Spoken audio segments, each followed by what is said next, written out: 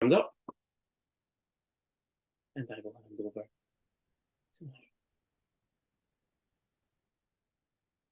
Thank you so much, and good evening, everyone. I'm Marion Pallister. I'm the chair of Pax Christi Scotland, and I was just looking at the names and the fact that we have people from all around the world this evening. So you're all very, very welcome, and a particular welcome to our guest speaker, Luiz Aberbuj. I get that wrong already, Luiz Aberbuj. And I also want to thank Callum, who will guide us through the evening's event. And a welcome too to our chaplain, Father Jim Clark. This is our second Holy Land online event of this summer.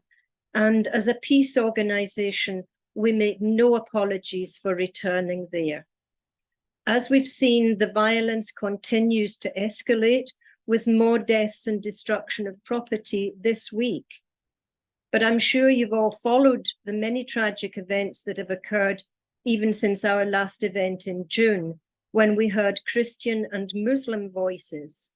Tonight, we add the third Abrahamic voice to help us better understand the situation. But first, I think we need to gather our thoughts and our prayers. And so I'm now going to put you in the hands of our chaplain, Severian Father Jim Clark. So over to you, Father Jim. Thank you. I thought I'd begin with just a small piece of Psalm 37, which can maybe help us focus on the topic tonight and to join our hearts with the people in the Holy Land. Trust in the Lord and do good. Dwell in the land and befriend faithfulness. Delight yourself in the Lord, and the Lord will give you the desires of your heart. Commit your way to the Lord. Trust in the Lord, and the Lord will act. The Lord will bring forth your righteousness as the light, and your justice as the noonday. And so we pray. God of our longing, remember those who wait and hope for peace. Hear our prayer and our lament for our brothers and sisters in Israel and Palestine. With them we share a common story, set in a common homeland. Make common also a will to forgive, to reconcile, to make a just peace for the sake of the ancestors and for the sake of the children.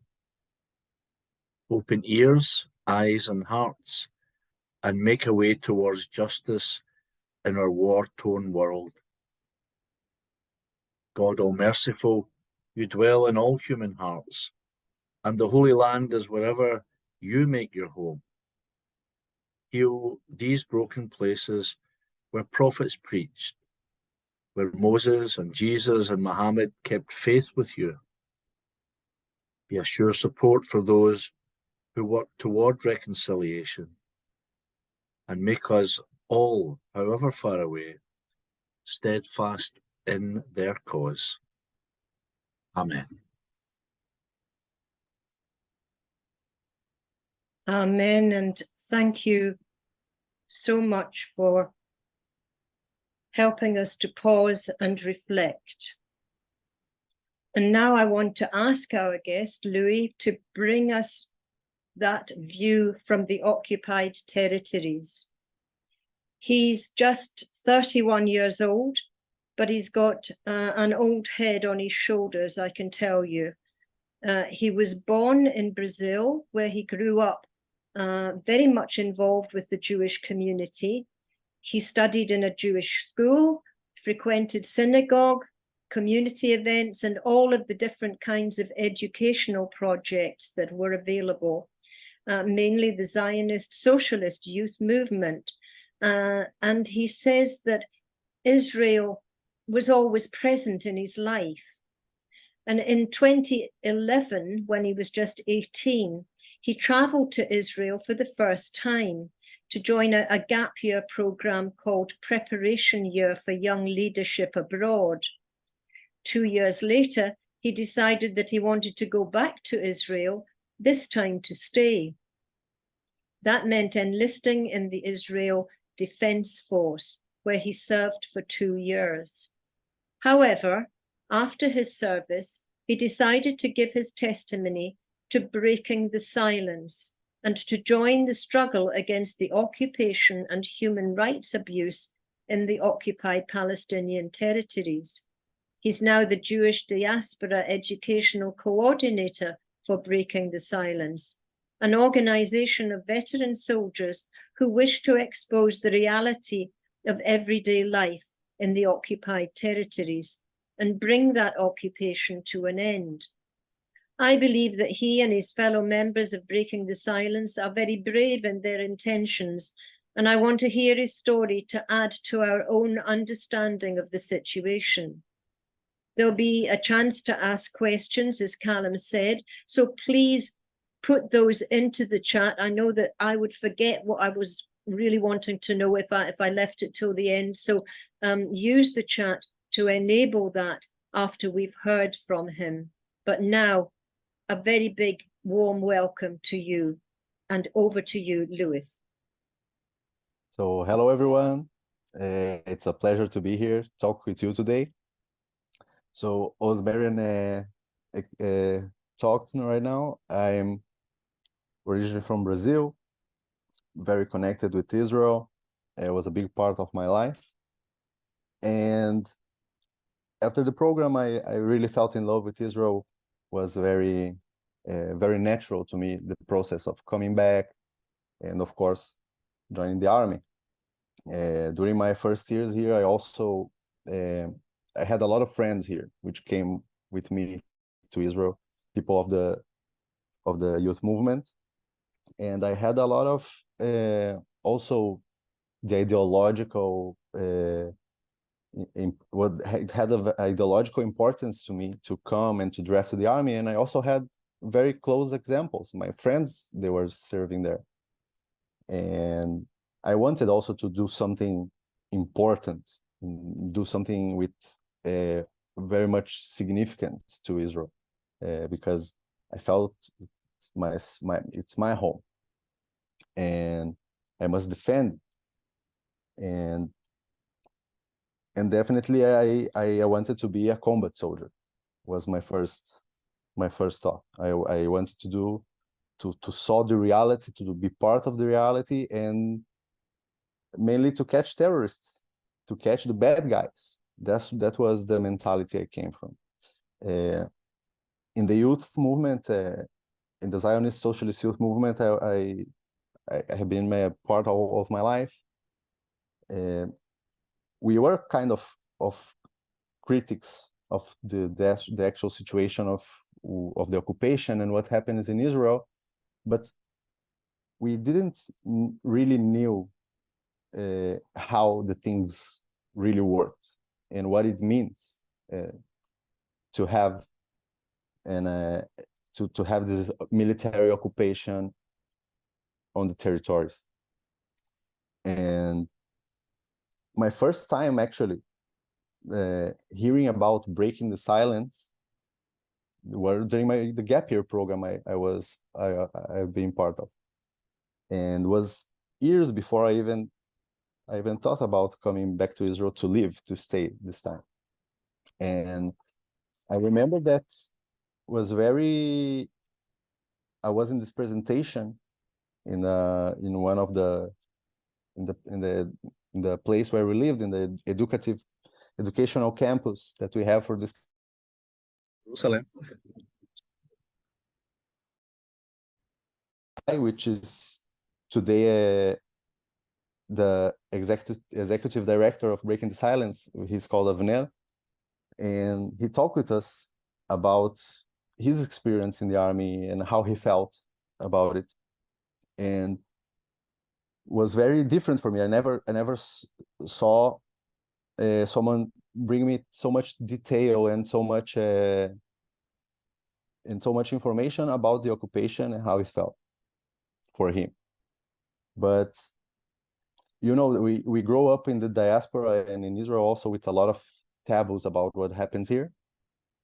And we have, of course, all the Jewish trauma that we have, and we didn't know how actually to understand, and it was important to me to come and draft the army. So during my service, I was always waiting for this sensation of readiness, of that I believe that I will become something like a Rambo or a very strong soldier, and I will be able to catch these bad guys. But the sensation took a long time to come, and I started to ask myself if actually what are the objectives of certain things we're doing, if they really help for bring security to Israel. Because why we entered this specific house when we definitely didn't find nothing in there, or why we entered in a house where there's only a family, and why I have the power to stop anyone on the street without any judgment from anyone, just because we could. And I start to ask myself these questions, and some things really started to bother me on how it happens and what we're doing. And during my service, I also started to understand how these little mechanisms and how the little bricks of the occupation really, how they really happens on the field. I would like to just to share screen to show you some pictures and some testimonies. You are seeing. So this is me with in the oath ceremony in the Western Wall, me with my friends in the base and some operations. And this is me also inside a Palestinian house that we took to use like a point to secure the street on the way. So after my service, I got the opportunity to go to a Hebron tour. That is a kind of tour that we make, the Breaking the Silence, making Hebron. And then I got the opportunity to also give my testimony to the organization. And who are actually the people behind Breaking the Silence? What is Breaking the Silence? Breaking the Silence is an organization, Marian explained, of ex-soldiers. We served in the West Bank, we served in the occupied Palestinian territories. And the organization started during the period of the Second Intifada, more or less 2004. And some soldiers of the Nahal Brigade, one of the infantry brigades of the Israeli infantry, they decided to collect some photos and some histories about their experiences, mainly in Hebron during this period. And after the service, they decided to make an exhibition with these photos. And the exposition was very successful. A lot of people came, and a lot of people start to identify with their message and what they are doing in the exhibition. And the idea, they wanted also to share their experiences. And then the idea of the testimonies to collect the testimonies started. We today make also the booklets with the testimonies, and we as organization make a lot of educative projects, also the tours to Hebron and to the South Hebron area hills. And of course, we do also lectures and presentations about the occupation. And we are very political active group, and we have been growing during the years. mainly because today, also with the political context of Israel, we are trying to spread our message, the importance to struggle against the occupation. So when you talk about occupation, what does actually mean? The occupation starts in 1967. It's when, during the Six-Day War, Israel conquered a lot of territories, including the West Bank, and of course the Gaza Strip. And after the conquest of the West Bank, the army in Israel, they declare a temporary military occupation. And this temporary occupation continues until today, 56 years later.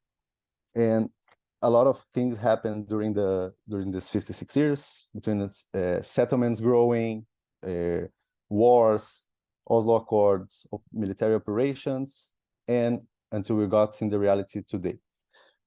What you're seeing in the map is actually the A, B, and C areas.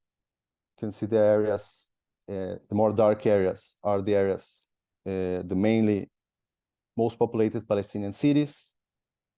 We have the B areas. We are more the external areas of these bigger cities of the mostly with Palestinian population.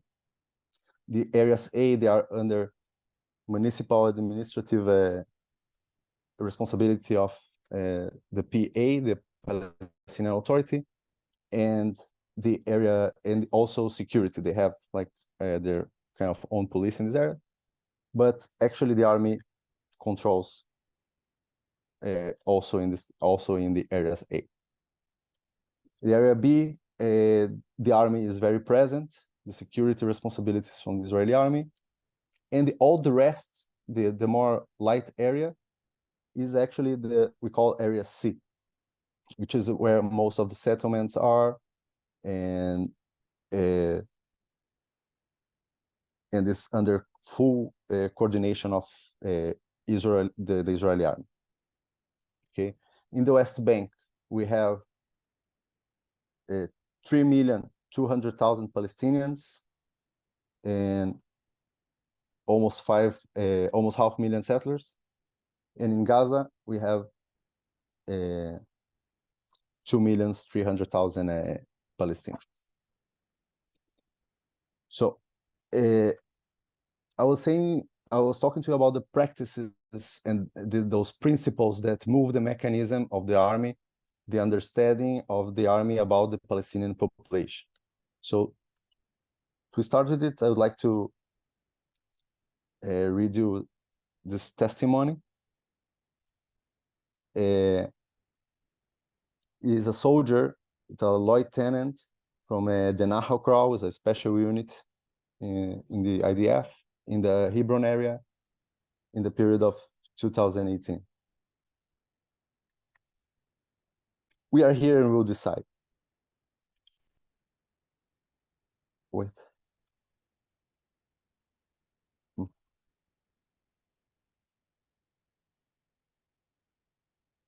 We are here and we will decide. In the missions of presence demonstration, you feel that you are falling into ego games of we are here and we will decide. Whether it is by doing something just to spite, or when you just randomly throw a stun grenade in the middle of the street. And when you are a soldier in a company, you really want to throw a grenade and take part. When you are in the occupation, it seems totally logical to you, because you look at it from a very narrow point of view. Why does this make sense to you, the interview asked? Because that's where all your service actually aim at you, to succeed in the tests. They also tell you there are the settlements here. We need to protect them.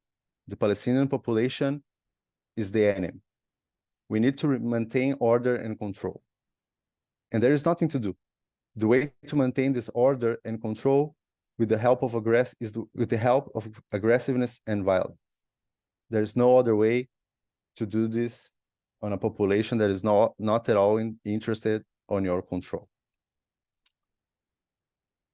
In this testimony, the soldier talks with us about presence demonstration.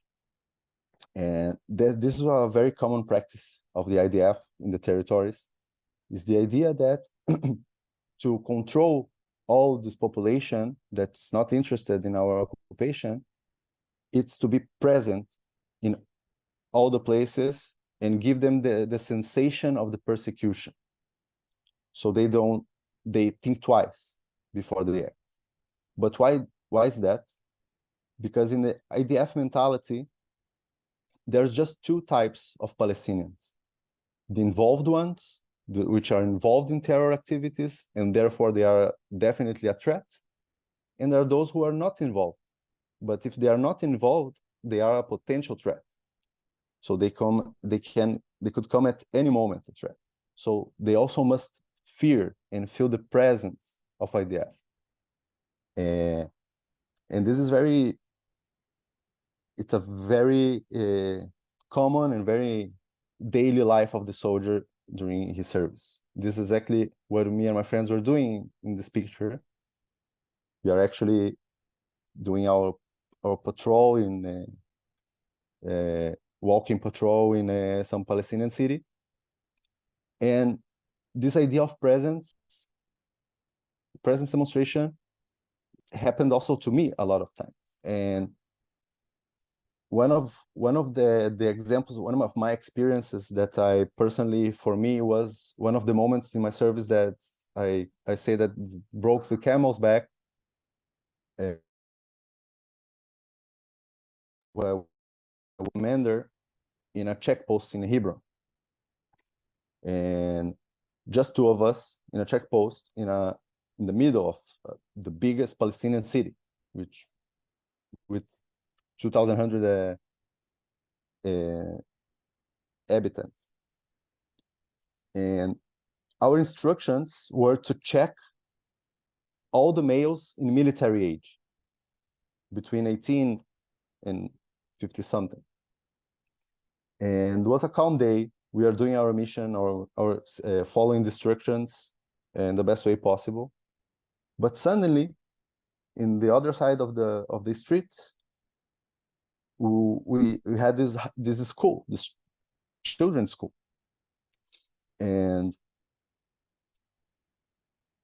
suddenly the sign of the end of the class start to ring, and the children starts to simply run. A lot of children, like 80 children now, going out of the school, and for sure they want to come back to their families, and they want to finish their day. But then we didn't know what to do, because now we have this mass of children coming our direction in the middle of this situation that it's a dangerous place. And my commander say, okay, we need to check them. And the kids are coming in our direction. And then we decided, okay, let's check their bags. Let's put them in a line. We check their bags slowly. And in our minds, we are being like very good soldiers, because we are being nice to the children and doing our job. And suddenly, this guy come from some place. This guy is a Dutch activist, actually, and he starts to yell at us and starts a discussion. Why you are doing this? Why you are checking the children? Do you think they are really a threat? What they can do? And I'm talking about like 5, 6 years, 6 years old children. And when he said that, for some reason he touched my ego, because I was in this place and it was my responsibility, and I don't know these children, I don't know their families, and I felt the sense of I must defend, and even if I need to check the children. And at that moment, it felt like why I'm doing this, why I'm here. I didn't came to it, you know. I came because I wanted to defend Israel, the place that I love and felt connected all my life, and I'm now checking children's back, and that really bothered. And after some minutes, the children passed. The Dutch activist, he went out, and suddenly a car stops. And now they are Japanese Christians, pro-settlers, activists, and they bring us pizza, and they say, "You are doing a holy job. You are doing something very important. Thank you very much. God will bless you." So at this moment, I felt like, what is going on here? Like, it's so surreal. This reality, mainly in Hebron, I would say that we have an Israeli settlement in the middle of one of the biggest Palestinian cities.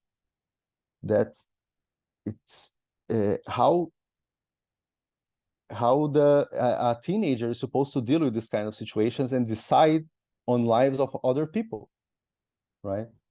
And that was one of the moments that I felt that something was more than wrong, and it really bothered.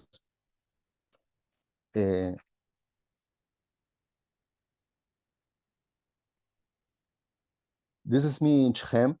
Shechem is also a very big Palestinian city, and when we talk about talking more about the demonstration of presence in Shechem, we have this very interesting situation, because there is where Joseph's tomb is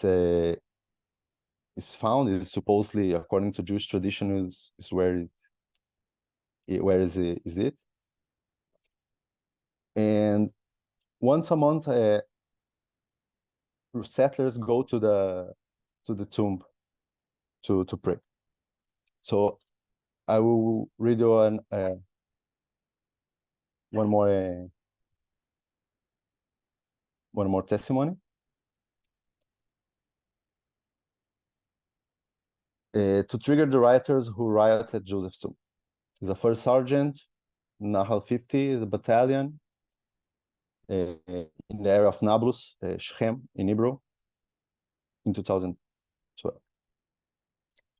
Joseph's tomb is a big operation. Once a month, they agree to let the Breslover Hasidim, it's a branch of Hasidism, a branch of religious Jews, and people who seek to enter Joseph's tomb, and so that people don't go in individually each time, both risking their lives and making us have to come get them out of there. The entrance starts with forces taking positions around the tomb in a few circles. My company was usually responsible for the Balata refugee camp. Later, we'd also use the entrances to Joseph's tomb to arrest people who were rioting during the Joseph's tomb entrances. My company was responsible for preventing youths in Balata from throwing stones, Molotov cocktails, firecrackers toward the people going to Joseph's tomb, or towards the soldiers guarding them. It's usually a whole night from 1 a.m. to 5 a.m. There are buses that enter the tomb each time in batches, and our company stands at the gate in the Balata refugee camp. And they throw stone at us. We retaliate with tear gas. They throw stone at us, we retaliate with tear gas. There was one time where we also did a simulated entry to Joseph's tomb and arrested 2 of 3 youths who rioted. We went into Balata. Who was in the buses in the simulated entry? Asked the interviewer. It was bulletproof buses that go in. Empty? Yes. The objective is to trigger the rioters who riot at Joseph's tomb and to arrest them and interrogate them. Was there an actual riot in the simulated? So we're talking about the idea of presence demonstration. It says also the settlers themselves are part of this demonstration. If it's true, this kind of entrances where we do something called sleeving, where we close streets, in this huge Palestinian city, and we permit that the settlers enter in the middle of the town. And of course, it involves separating and avoiding the approximation of the Palestinians. So again, we are felt. They fear, they put their heads on. And this testimony talks a lot to me because I also participated in one entrance in the Joseph's tomb. And at this moment, I felt really that I was in service of the settlers.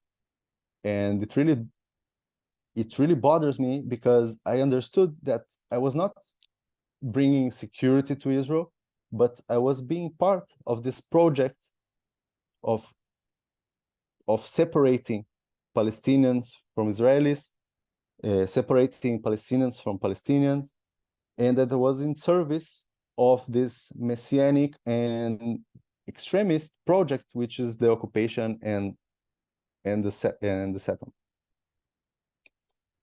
And therefore, I found a very huge gap between what I wanted to do, what I wanted to give to Israel, what I really believed that was the reality on these occupied territories, and what really happens, because I was being the policeman for the settlers, which are living under a complete system, a different system of law than the Palestinians, because they are under the military rule of the IDF, and the settlers are under the Israeli civil rule.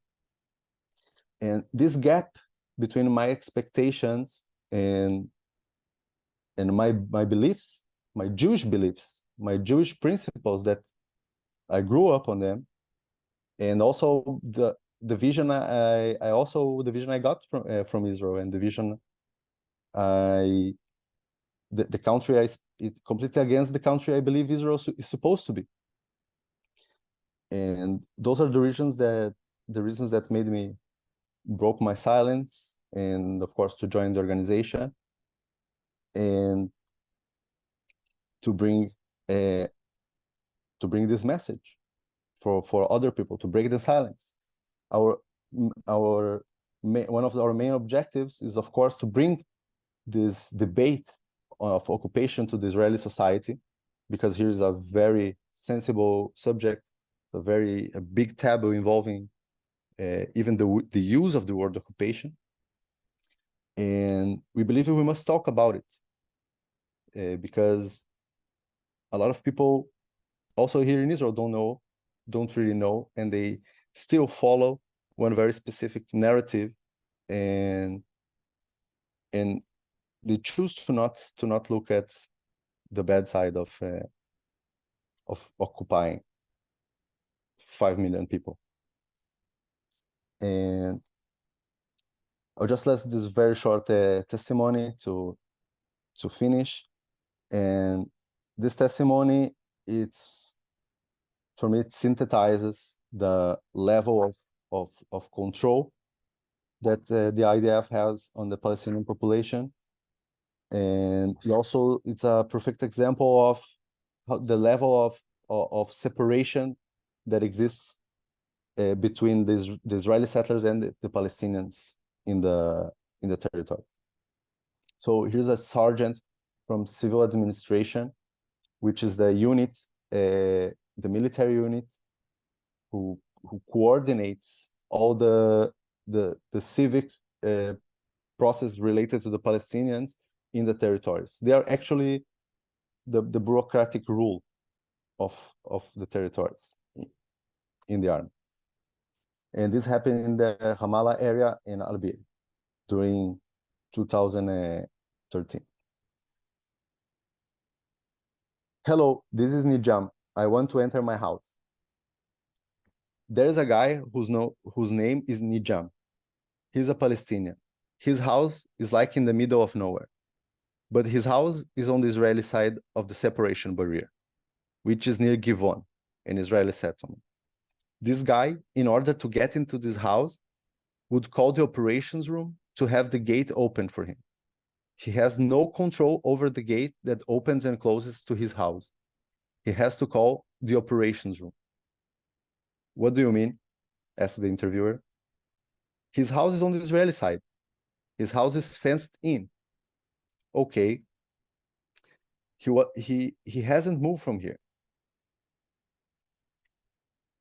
He wasn't moved from here. The fence was built, so they fenced him in too.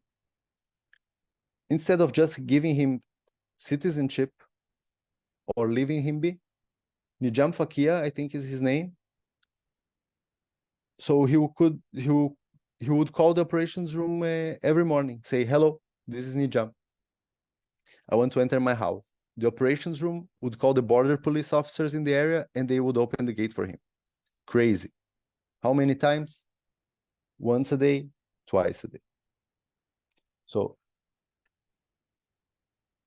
we are talking about control, we're talking about presence felt, and this idea of classifying the Palestinians, controlling them, and making our presence felt. It means even in their houses, even in this most intimate space, in the place which is supposed to be their safe place, we also can get there, and we also can determine even when you enter your house. So this is a picture that we use in some presentations. For me, it's a very strong picture. It's in Hebron, and you see the Israeli soldier standing in front of the children, and the children are playing like soldiers, playing and demonstrating the reality they know, the very complex and violent reality of the occupation in Hebron. So this is the context, and thank you for having me, and I'll be very happy to answer your question.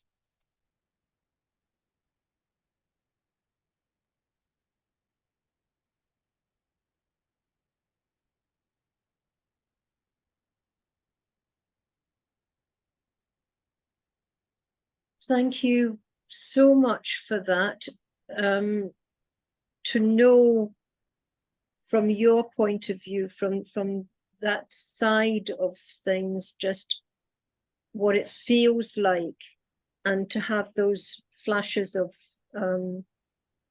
insight into what you're actually doing to people, because I think that sometimes you must forget that it's people that you're dealing with, and I can understand better now, having heard that. I think that I hope that everybody is as stunned as I am, and will start to put some questions into the chat. I cheated and I already put one in, and I see that there are some there. So I'm going to hand over to Callum now to get that session underway. And I do want people to make as much use of this time as possible, because we don't have this opportunity very often. Callum, over to you. Thanks, Marion. The first thing I'm going to do is say, as a teacher, I hate to say names wrong, so I want to get it right. Is it Luis? Sorry, I think That's all right. I think the first thing is, as a teacher, I hate to say names wrong. So is it Luis? Luis, yeah. Excellent. So we're going to just head into the chat just now, but I want to say thank you as well for sharing with us tonight and giving us, as Marion says, such a rare insight that is not one that's readily available for us. And the first question I'm going to take comes from Grace. You can maybe see it there. Who asks, how can we get ordinary Israeli people to see that it's in the interests of their own future to recognise what is happening? I would say that that's actually the area we're trying to work, always breaking the silence. It's, of course, it's very hard to break this bubble because the Jewish people, Israeli society in general, we are traumatized people, and what happens is exactly talking with Marian before, the politicization the political use of these traumas to justify what is happening. So the IDF does everything in name of security. Everything is justifiable because we must protect what we have. We must protect to not come back to our trauma, and it triggers a lot. It triggered a lot of people here in Israel to talk about it. But I would say that also exists the fact that not all Israelis who go to the army, of course, almost everyone goes, but not everyone serves as combat soldiers. So you talk with a lot of people, they only know the narrative. They know what they hear in the television, they know what they were taught to know, and it's really very hard to break this bubble. But it's in our name. We believe that in breaking the silence is the right process to bring this debate to the Israeli society. So maybe the people can see why we're sending our youth to occupy, to control. Like, I believe that also a lot of soldiers like me, they got a very big frustration when you find out that what you're doing is not what you expected, because you expected to come and catch terrorists, like really bad guys who plan to do horrific stuff, and you want to give yourself for it, and then you find yourself doing, like, waking up elder people, children, and you enter in a house in the middle of the night and you traumatize an entire family, and then you try to understand why we did that, and we received information, and it ends. And so this frustration, I believe that exists, but a lot of people also don't talk about it because of a lot of reasons, including the taboo, traumas, and everything. But we work for it. I don't know if I have a very broad solution to how to make the Israeli society understand that, but we definitely believe that breaking the silence, talking our experiences, talking about what we did and what we saw in the occupied territories is the only way to promote this change in Israeli mentality, I would say. On a similar vein, we have another question which asks, do you do public presentations about this in Israel? Like with Israeli public, we do a lot. We work with a lot of pre-academic, pre-military academias, which here in Israel, there are kind of programs that is very common in the youth that they do before to draft in the army, and we talk about with them. We talk with other organizations. We talk a lot with Jewish diaspora and Jewish communities in the world, which is actually my job, and the connections that I try to make in our part. And of course, it's a different kind of work with the Israeli public, but in the end, we believe that it's the public that must understand and to know what really is happening in their names, and we need to acknowledge that we are sending the army to occupy and control these territories. When you have these conversations with the Israeli public, do you find there is a difference in response depending on whether the age group you're talking to is younger or older? Do you think there's a different response from different age groups? Today, I would say that we talk about a lot of radicalization in the youth because of the, I don't know, the how do the social networks and everything is a phenomena, I think, political phenomena, and we see a lot of radicalized teenagers, also in the territories, also in the settler movement, and we see also some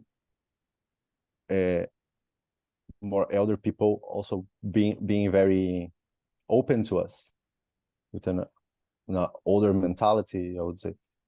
But it really depends. It really depends where in Israel, which kind of Israeli you're talking about. You know, the Israeli society is very, very, have a lot of mixes and different groups and tribes, I would say, I would even say. So it really depends. But of course, Israelis breath politics, that they're talking about it all the time and everyone has an opinion. But for us also to work with youth, it's a big part, a very important part of the work, because the youth have a lot of power to change. I wonder if you might answer a technical question that's come up in the chat as well. The questioner says, I understood Israelis are conscripted for 2 to 3 years, but then can also be called up as reservists. And it asks quite directly, whether that's something that you've had to do. Are you a reservist? Do many Breaking the Silence members go on to refuse military service if they're called up? So, yeah, Israelis are conscript to if you are a woman, they do 2 and 4 months. The men do 2 years and 8 months, and you can, for sure, if from there you can go to be an officer and to go up in the rankings. And yes, it's very common to people doing reserve duty. By myself, I'm in a long process with my reservist duty, because I'm in a process to get a liberation from it. But we as organization, like, something that don't simply depends on a guy to say, like, I don't want to go to reserves. So something very much is bigger, because the army is calling and it can involves a lot of stuff.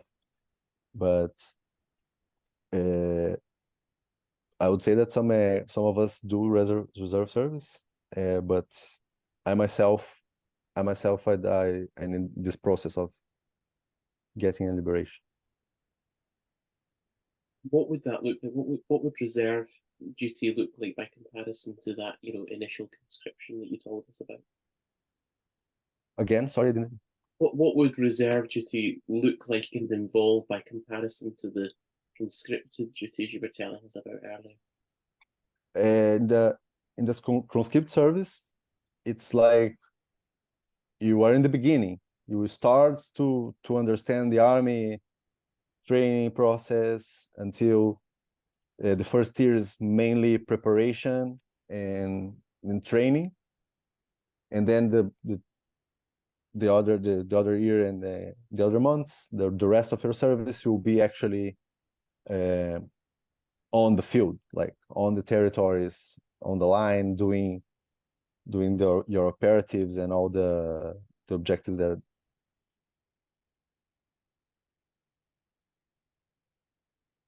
I would say that the reserve duty, they call you in general once a year. The period of time really depends of what job you'll be doing and which unit you serve. It's hard to say, but because it really depends. The army is a very, very big institution, and and it really depends. But I would say that also the people in the reservist service, they feel like more like it's kind of a break time from the normal life sometimes, and then you kind of remembers the army time and meet your friends. This is also something that happens. You spoke to us about the separation between the settlers and the Palestinians, the soldiers and the Palestinians.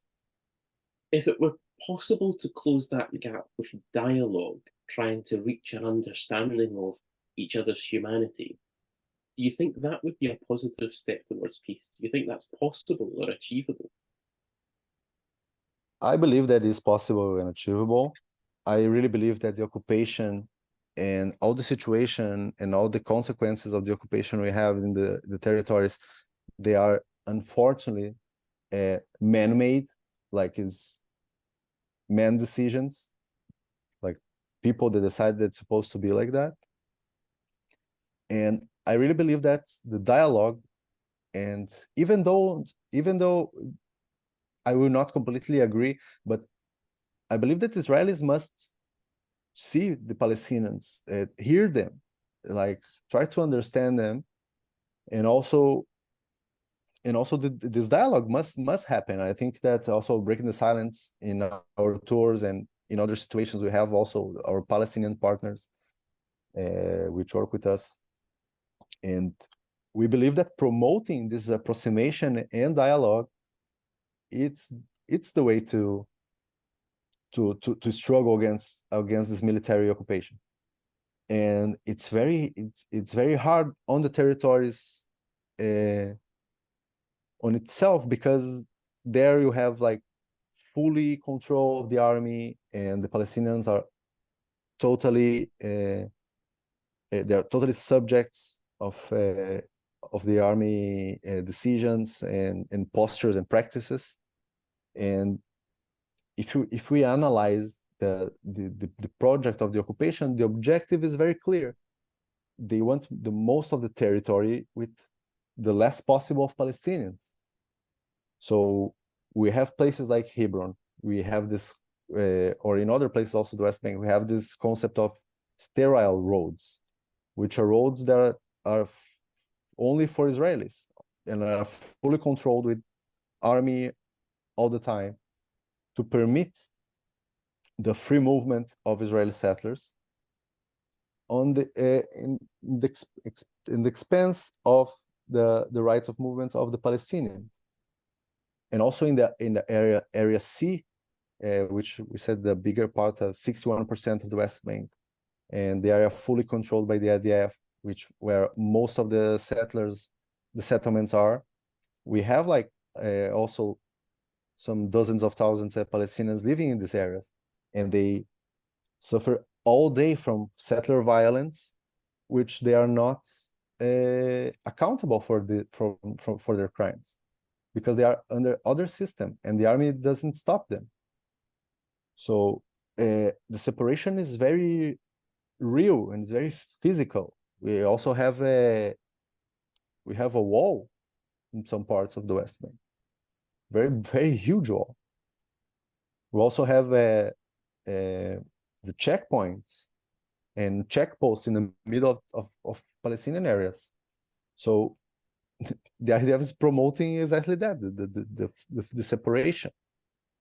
And we must talk about it. We must put light on it, so that then we can fight. One of the things that strikes me as you're talking, and that's coming up in the chat as well, is that if we were to have that dialogue, that effective dialogue, then language is very important. Do you see particular barriers to achieving that dialogue in terms of the language that's seen as acceptable by those on either side of the divide? You mean by the fact that the obstacle of the language between the populations? Like, yeah, it's definitely, I would say that's definitely a huge obstacle. mainly because we, and mainly under this government now, and during the story of the occupation in general, they're trying. For example, we have this phenomenon in places like Jerusalem that they spray on a when in Arab scriptures in the street, like for example in the, how do you call it, in the street, if you have something in general, the government puts everything in Hebrew, English, and Arabic, and you see a lot of vandalism on the Arabic, and for sure, because also in the West Bank, the army, everyone's there.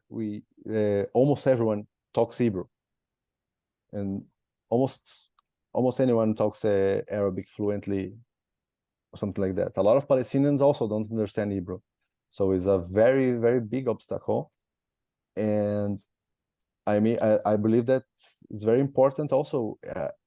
For example, in the past, I heard that some friends, they used to study Arabic in the school, and today I don't know if it's that normal to find school that still teach Arabic.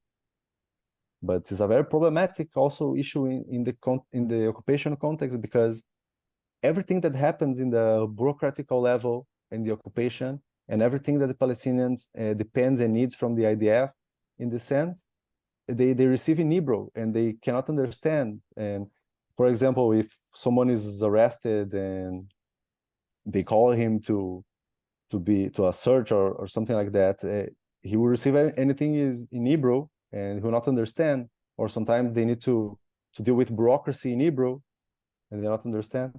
So it's definitely a huge obstacle. And I believe that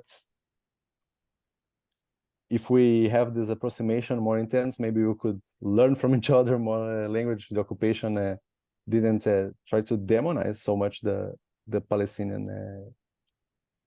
Maybe the people will be more interested also.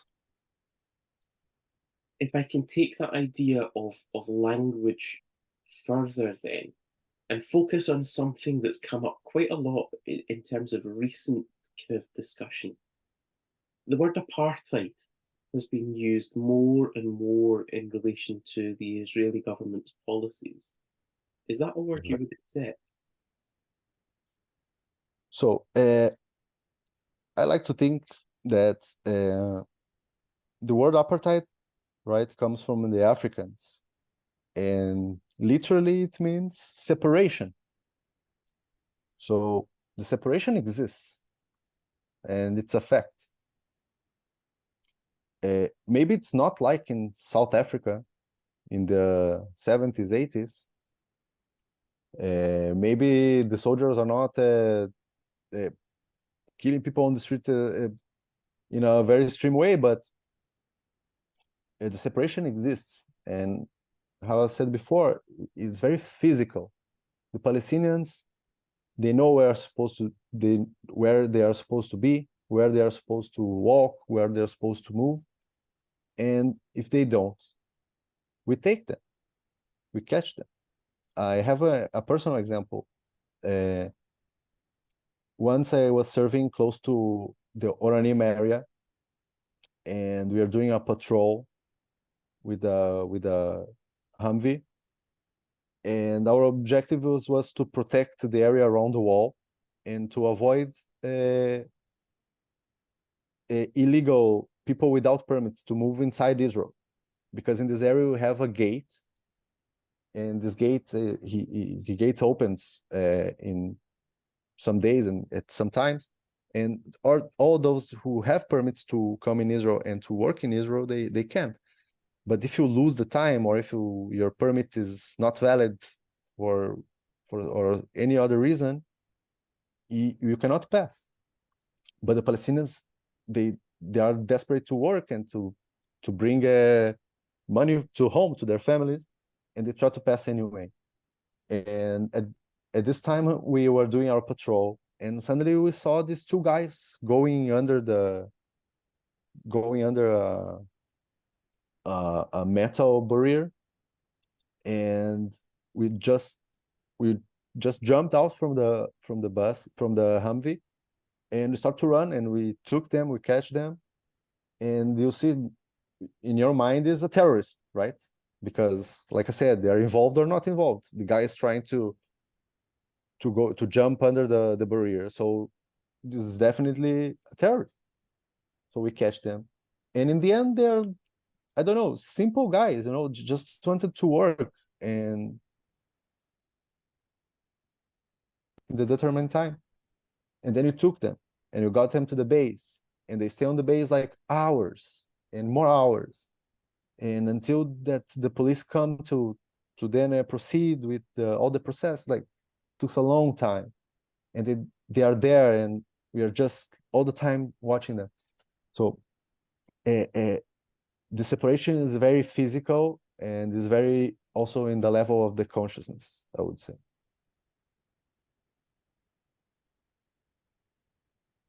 There's so much to unpick from what you've said, and I know we could go on for hours. I do want to ask you, though, turning back to the chat, when we think of the sharing that you've had with us tonight, you've told us that you share this with audiences in Israel as well. Have you faced hostility? Have you faced anger or aggression in doing so? Yeah, unfortunately, yes.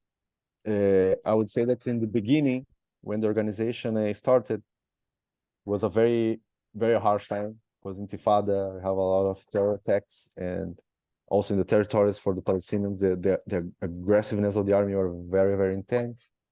So it was a very explosive moment, many to talk about. So since the beginning, the organization is facing a lot of not threats, but a lot of hostility, yeah, and even physical hostility, mainly on the tours and in public events and things like that. And until today, this exists. And in the same way that our organization, like us, of people trying to fight for human rights, unfortunately, the settlers, they are also very well organized, and they also have their movements, and they try to ostracize us in the society, and even physically, and in the tours, when they feel our presence in Hebron, when we have guiding groups in showing the reality of how it is to live and to be under the occupation. And just an anecdote for that, I think responds to the questions also. In a tour that I was guiding with a friend, was like helping in the tour. He was guiding, I was helping. And this guy from a very, very extremist organization, he understood that I am a Jew from Brazil that came from abroad to Israel. And when he understood it during our discussion in Hebron, he understood it and said, you don't know nothing. You are a progressive Jew from abroad. You don't understand the reality.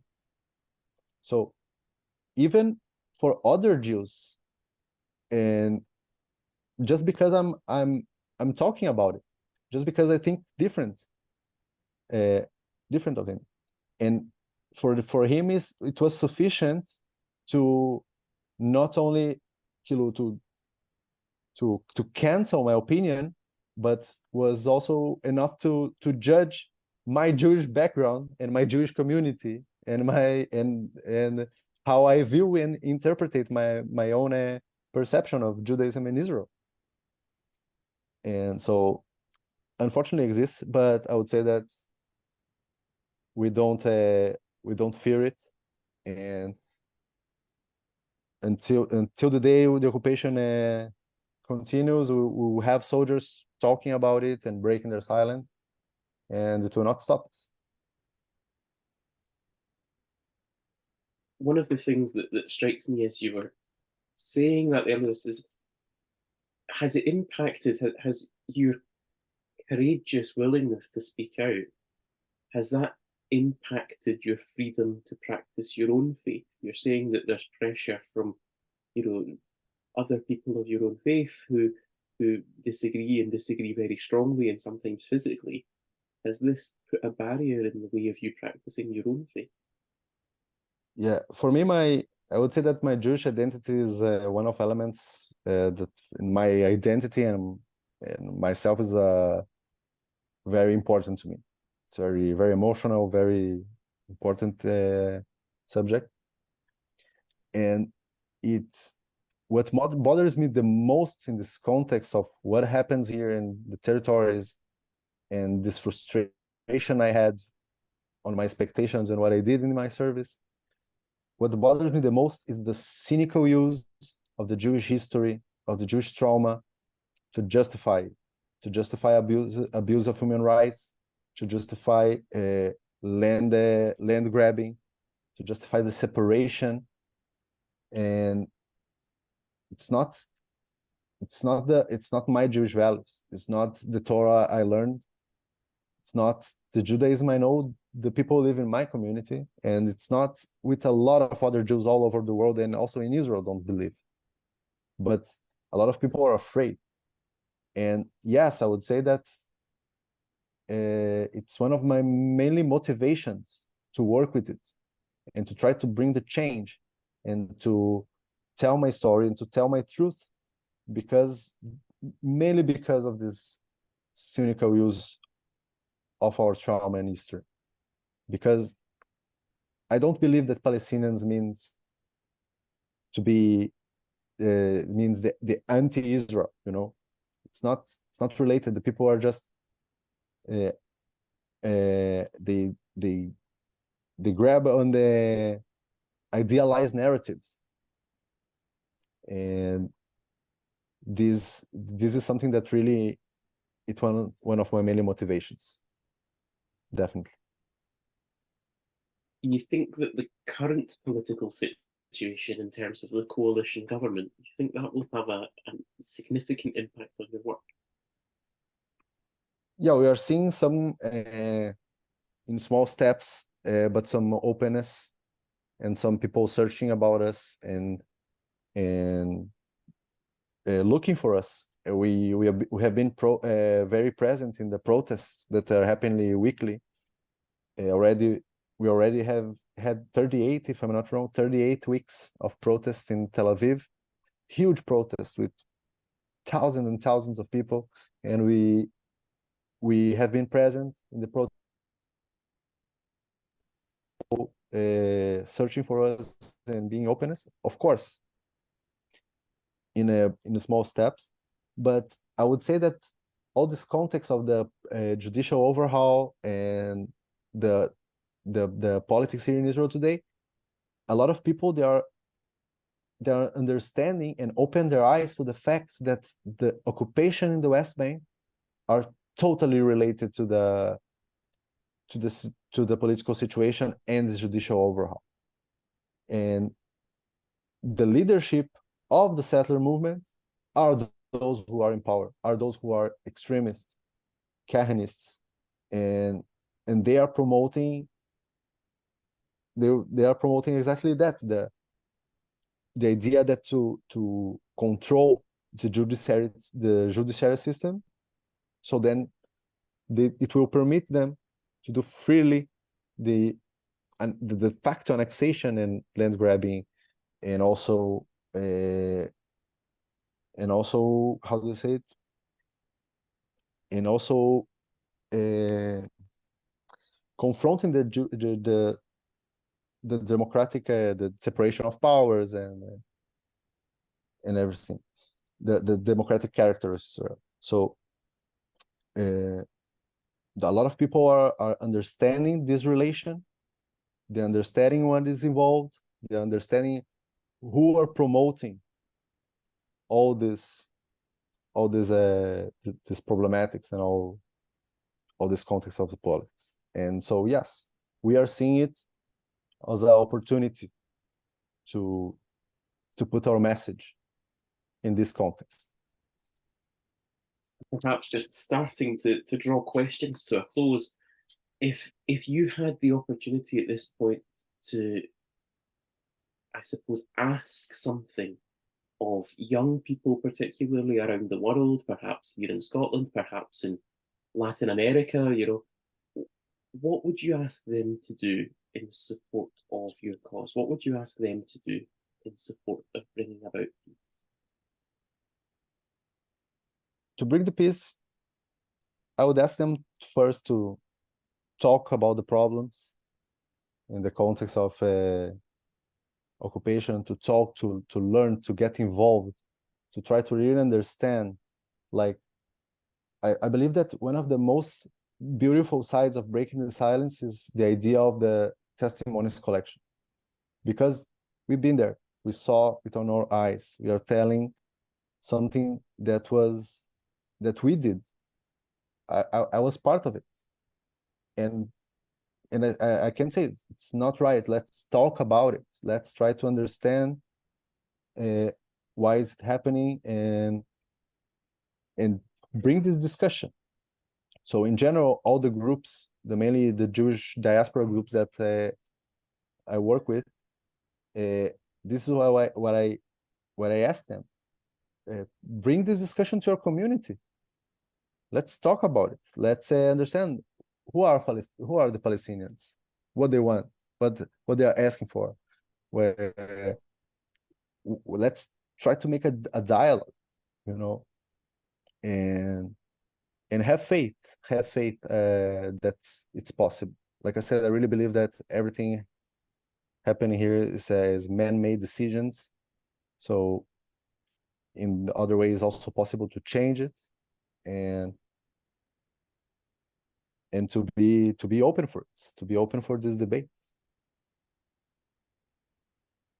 Well, Luiz, thank you so much for your honesty, your openness, and for being with us tonight to give us that really rare and direct insight into your background and into the lives of so many who have been affected by this conflict. So thank you for being with us.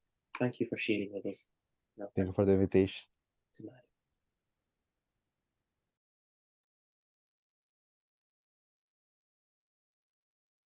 Thank you, as Callum says, for your openness.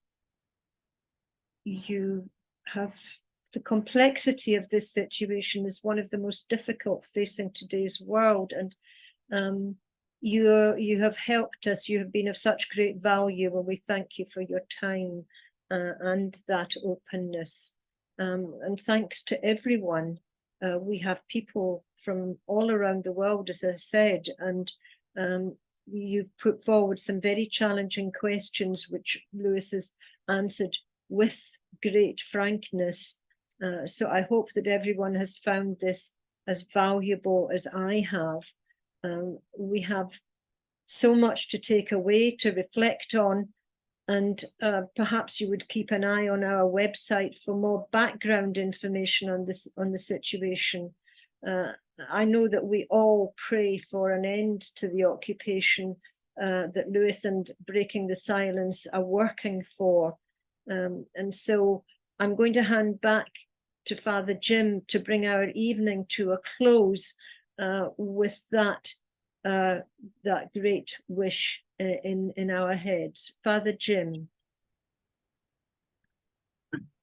Luiz, muito obrigado. Trabalhei no Brasil, então é muito bom ouvir você. So let's pray.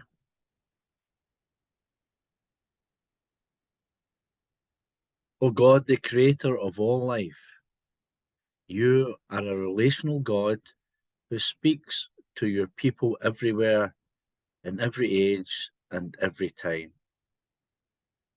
Help us listen to you, to break the silence of injustice and announce loudly your reign of justice. We bring before you Luiz and the Breaking the Silence movement, and all the people who call Israel and Palestine home. We particularly remember those in the West Bank and all whose lives are marred by restrictions to their freedom, the threat of eviction from their homes, and the constant fear of armed conflict. We ask your forgiveness for the anger, hatred, and violence that all of us have the potential to carry with us. We beseech you to soften hearts and open minds so that the sanctity of life is always protected, the right to freedom of worship upheld, and the security of a safe home defended. We pray that justice will flow like rivers, that human dignity will be respected, and that each of us may strive to do justice, love mercy, and walk humbly with you, our God. Amen.